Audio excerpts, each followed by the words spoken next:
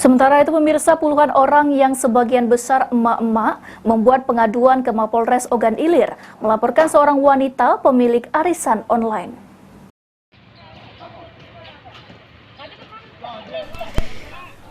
Inilah para korban arisan bodong via media sosial Facebook yang didominasi emak-emak. Kedatangan mereka ini untuk melaporkan pelaku penipuan yang telah mengambil uang mereka.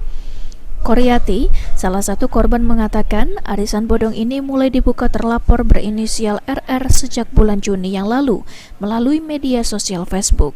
Awal pertama arisan berjalan, namun untuk berikutnya sudah tidak ada komunikasi lagi hingga saat ini.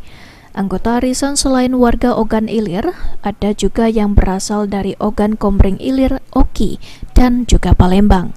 Para korban mengaku telah menyetor uang dengan jumlah bervariasi, mulai jutaan hingga puluhan juta rupiah. Koryati sendiri mengaku telah menginvestasikan sekitar 40 juta rupiah dalam arisan tersebut. Bahkan, ia sempat menghubungi RR untuk meminta kejelasan investasi dan arisan tersebut. Namun hingga saat ini terlapor tidak dapat dihubungi dan lost contact.